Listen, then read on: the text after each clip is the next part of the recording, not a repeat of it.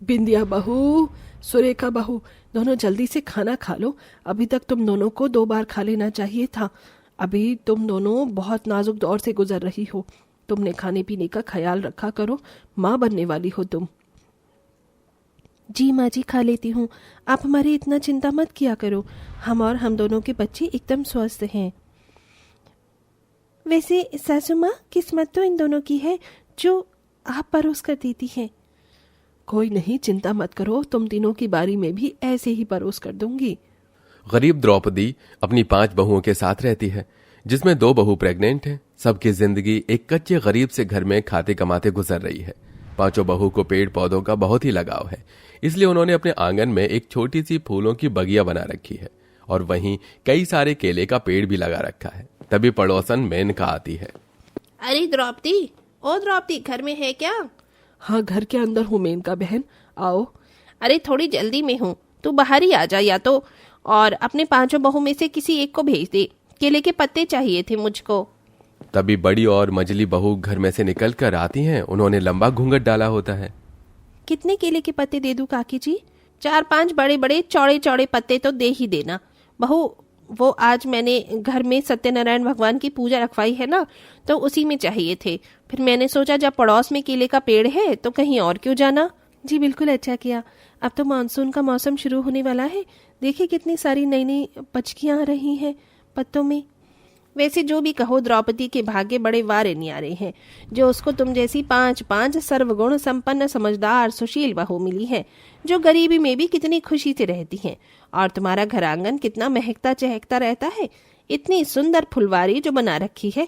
अच्छा, ये लो पैसे। केले के पत्तों के बदले में पड़ोसन मेनका 100 रुपए सुरेखा को देती है। ले बहू, रख ले। अरे रख ले ना। लेकिन काकी जी, आपसे पैसे कैसे ले सकती हूँ? अरे कहीं और से भी तो मैं पत्ते खरीद कर ही लाती तो पैसे देती ना। ये ले। बहुत बहुत धन्यवाद। सुरेखा पैसे अपनी सास को लाकर देती है। अरे बहू, ये तूने मुझे कैसे पैसे दिए हैं? माँ जी, वो मेनका काकी माँ आई थी, केले के पत्ते ले जाने दिए और उसके बदले में उन्होंने पैसे दिए। अच्छा रचना बहू, देखकर तो बता, आज का राशन पानी है कि नहीं? कुछ भी नहीं है माँ जी, सारे डिब्बे खाली पड़ी हैं। उन पैसों का द्रौपदी थोड़ा राशन लाती है। बहुओं ने आंगन में एक मिट्टी का चूल्हा बना रखा होता है, जिस पर वो शाम का खाना बनाना शुरू करती है। तभी आसमान में बादल उमड़ने घुमड़ने लगते हैं और काफी जोर जोर की बारिश होती है। तेरे की, ये इंद्र देवता को भी अभी ही बरसने था। अभी तो खाना भी नहीं बना है, अभी तो चावल पका भी नहीं है। ऐसे तो हम भी भीग जाएंगे और चूल्हा भी गीला हो जाएगा। नहीं होगा, रुको मैं कुछ करती हूँ। रचना जल्दी से कुछ केले के पत्ते तोड़ती है और उसे ओढ़कर दोनों बहुएं बारिश में खाना बनाकर लाती हैं। तभी 5 के पति दारू पीकर भीगे हुए घर आते हैं और ड्रामे करने लगते हैं। अरे देने वाला जब भी देता है छप्पर फाड़ के देने वाला जब भी देता है छप्पर फाड़ के कितना जितना मांगो उतना उतना। हे भगवान, इन 5 नशेड़ी निकम्मों से तो मैं दुखी हो गई हूँ। रोज पीकर आ जाते हैं। माँ, गाली बाद में देना, पहले खाना खिला दो। एक दाना नहीं मिलेगा तुम्हें आज खाने को। चलो निकलो, निकल जाओ घर से। पूरी दुनिया कमाने में लगी है और तुमको बिल्कुल चिंता नहीं कमाने की।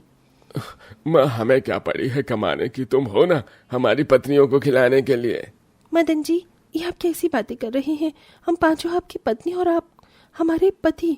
हमको कमाकर खिलाना आपकी जिम्मेदारी है, सासू माँ की नहीं। नहीं बहू, इस मूर्ख को मत समझा। इनको समझाना भैंस के आगे बीन बजाने जैसा है। तुम 5 को मैं शादी करके अपनी बहू बनाकर घर में लाई हूँ। कल को अगर मुझे सिग्नल पर भीख मांगकर भी तुम 5 का पेट भरवाना पड़ेगा तो मैं कर लूंगी। कितनी उम्मीद लगाई थी मैंने अपने बेटे से, संघर्ष भी उठाया मैंने, इनको पाल पोस कर बड़ा किया, लेकिन मेरे बेटे मेरे हाथ में नहीं है। एक तरफ बाहर बारिश बरस रही थी, वहीं गरीब द्रौपदी अपनी दारूबाज 5 बेटे के हरकतों पर रो रही थी। तभी उन 5 का नशा टूट जाता है। ए माँ, तू रो मत, चुप हो जाना। अब से हम कमाएंगे, वादा करते हैं। तो 5 मेरे सर की कसम खाकर बोलो कि तुम शहर जाकर अच्छे से कमाओगे धमाओगे। हाँ, तेरे सिर की कसम, माँ अच्छे से कमाएंगे। अगले सवेरे 5 अपनी पत्नी और बुजुर्ग माँ को छोड़कर शहर जाने लगते हैं। अच्छा, तुम 5 अपना ख्याल रखना और माँ का भी। जी आप पांचों भाई भी अपना ख्याल रखना। पांचों को शहर गए अब 2 सप्ताह गुजर जाता है। इस बीच मानसून का मौसम भी अपने चरम पर आ चुका था। दिन रात बारिश होती रहती थी। क्या बात है बहुओं, अभी तक चूल्हा बंद पड़ा हुआ है, आज खाना नहीं बनाओगी क्या? तभी बहू रचना कहती है, क्या बनाए माँ जी, सब कुछ शेष हो चुका है। अरे मैं तुझे गणित का गुणा भाग नहीं करवा रही जो शेषफल बता रही है। मैंने ये पूछा खाना क्यों नहीं बनाया। माँ जी राशन खत्म हो गया है। वो तो होगा ही बहू, आखिर 5 किलो आटा 5 किलो चावल कितने ही दिन चलेगा। आधा दर्जन परिवार में कोई नहीं। मैं देखती हूँ, बनिया के पास जाके उधार मांग कर आती हूँ।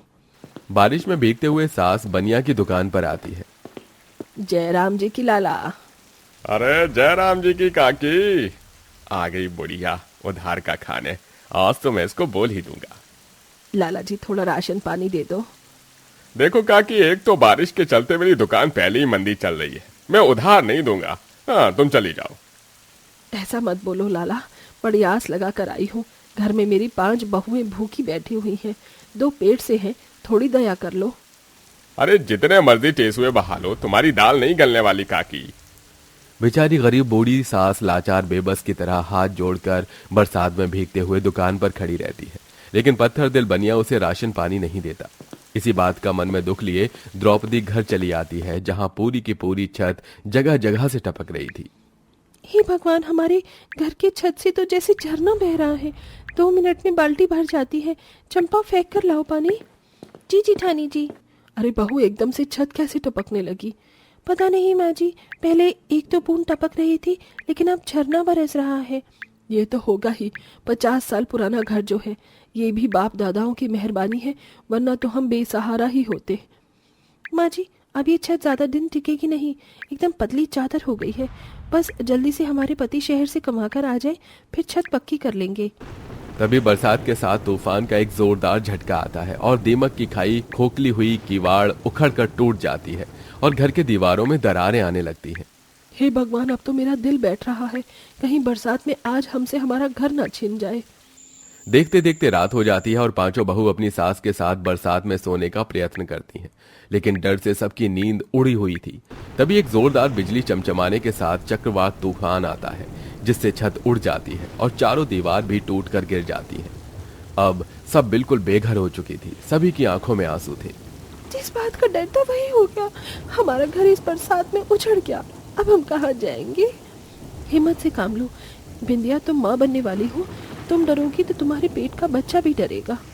तभी सुरेखा केले के पेड़ को देखती है, जिस पर के पत्ते बारिश तूफान के चलते आंगन में टूट कर गिरे थे। ये लो, सब इस केले के पत्तों से सर ढक लो, आज की रात ऐसे ही बितानी होगी। पांचों दुखियारी बहू केले के पत्ते ओढ़कर रात काटती हैं और सवेरे जाकर बरसात थमती है, जहां उनका घर, सामान, कपड़े लत्ते तूफान में उड़ चुका था।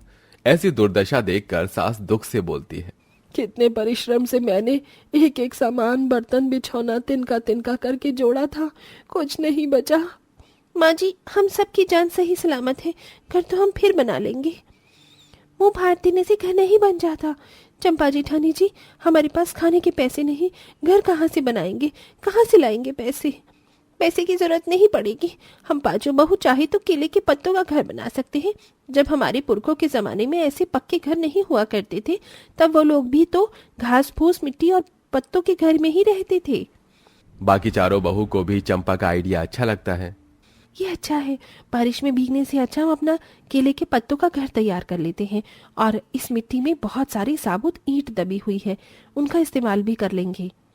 अब पांचों गरीब बहू परिश्रम करके अपने केले के पत्तों का घर बनाने लगती हैं, जिसमें से 2 सास बहू मिलकर जमीन में से ईंट निकालती हैं तो बाकी केले के पत्ते जमा करती हैं। तो वहीं बाकी की 2 बहू थोड़ी लकड़ी ले आती हैं और सब जने मिलकर केले के पत्तों का घर बनाते हैं, जिसमें वो दीवार को मिट्टी और गोबर से लीप पोत कर उन पर केले के पत्तों को अच्छी तरह से चिपका कर घर तैयार कर लेती हैं। बन गया हमारे केले के पत्तों का घर, चलो सब अंदर चलते हैं। तभी बारिश की फुहार पड़ने लगती है। द्रौपदी अपनी पांचों बहू के साथ केले के पत्ते के घर के अंदर आती है, जो कि अंदर से काफी मजबूत और टिकाऊ था। पहले तो जब भी बारिश पड़ती थी तो घर में कितनी घमस होती थी, लेकिन केले पत्ते घर में कितनी ठंडक है। अब तो बस पेट पूजा करने के लिए खाना मिल जाए। आज मैं अपनी पांचों बहू के लिए अपने हाथ से खाना बनाऊंगी। मैंने देखा था केले के पेड़ पर केले के फल लग गए हैं, उसके पकौड़े और सब्जी बनाती हूँ। द्रौपदी पेड़ में से कच्चे केले तोड़कर लाती है और उसे गरम गरम पकौड़ी बनाकर अपनी पांचों बहू को खाने को देती है। अरे वाह माँ जी, ये केले के पकौड़े कितने करारे हैं। अगर हम इन पकौड़ों का ठेला लगा लें तो अच्छा चल जाएगा और 2 टाइम की रोटी की किल्लत तो बिल्कुल नहीं होगी। बारिश में पकौड़े खाना सबको भाता है। तरकीब तो अच्छी है। पांचों बहुएं केले को अपनी गृहस्थी चलाने का आधार बना लेती हैं और अपने केले के पत्तों के घर के बाहर ही वो गरम गरम पकौड़े बनाकर बेचने लगती हैं।